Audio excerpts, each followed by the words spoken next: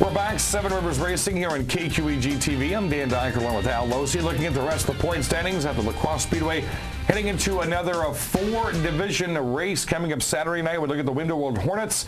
Mark Bornitz has been dominant on that quarter mile the past couple of years. He leads Jeff Stumlin, a rookie in the class, 8 points back heading into next weekend. As a matter of fact, they're back in 2 weeks. Kim Strom, Andy Moore, Jake Chalmers run out of the top five. Davey Pennell out of Sparta.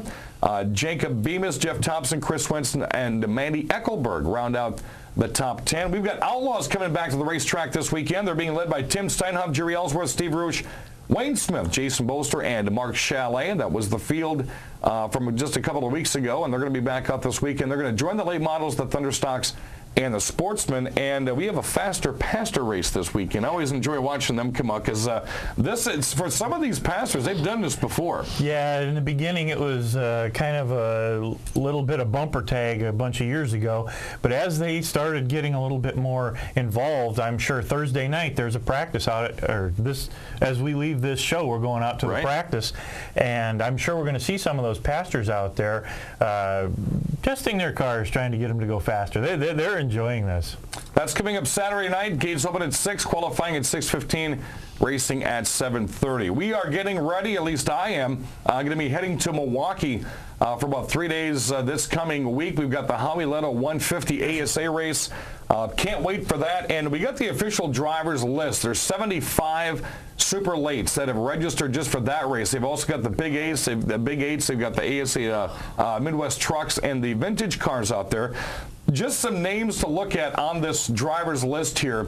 You would think that this is a top dollar biggest nation race that's going to be going on. Johnny Sauter, Eric Almirola, John Hunter Nemechek. Of course, the Nemechek last name. Yep. Brent Kirshner, the only driver from this entire area. Matter of fact, no one from the Crosse Speedway. Going to be racing a super late model next week. Matt Kenseth, Kelly Byers, Tim Schendel, Ross Kenseth, David Stremme, Rich Bickle, Rusty Wallace, Skylar Holzhausen, Matt Tift, and Tim Sauter. Need I say more? The reason why they come out of the woodwork when they want to do this, they come from all over the country for an event like this that may not seem quite as huge on a local scale, but as big nationally, is because everybody knows how historic the Milwaukee Mile is, and if they get a chance to run it, since the Nationwide Series doesn't run there anymore and the trucks don't run there anymore, this is a huge event, and they love running that track. It's a lot of fun, and it's been there for well over 100 years. Well, that is just a partial list. You also have Fast Eddie Hoffman from Oktoberfest, Andrew Morrissey. I mean, you name it. The big guys from the ASA and the Big Eights are going to be out there. Some local guys running some ASA trucks will be out there as well. And the vintage cars you see here at Oktoberfest.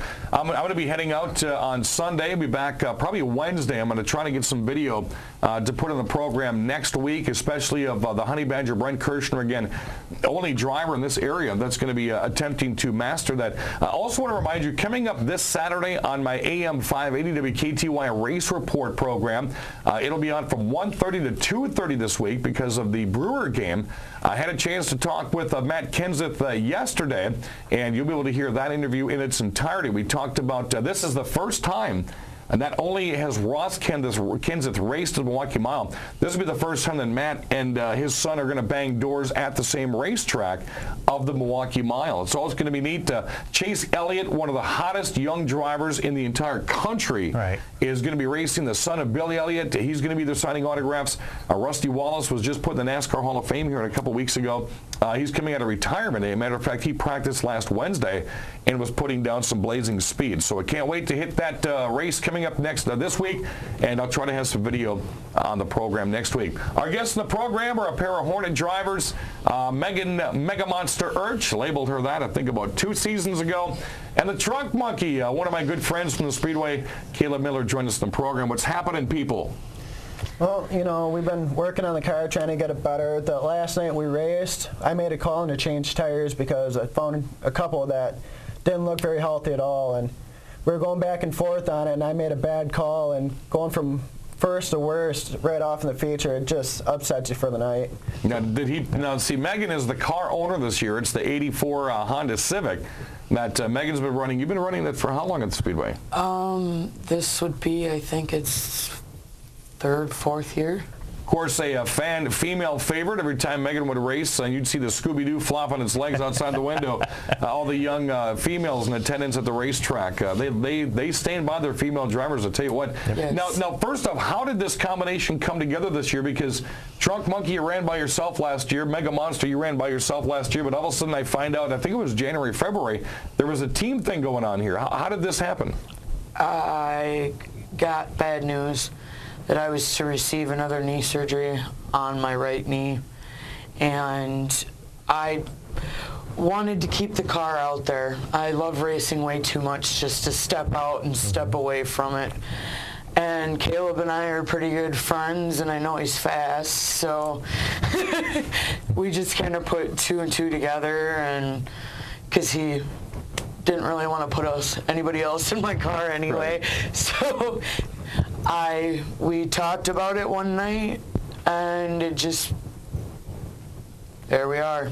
Now, were there beers involved? I know there had to be some beers involved. Yeah, There might have been a little bit of adult beverage involved. a little bit, but not much. And I tell you, I think what you guys have this year is outstanding. When you look at the car itself, Megan knows the car.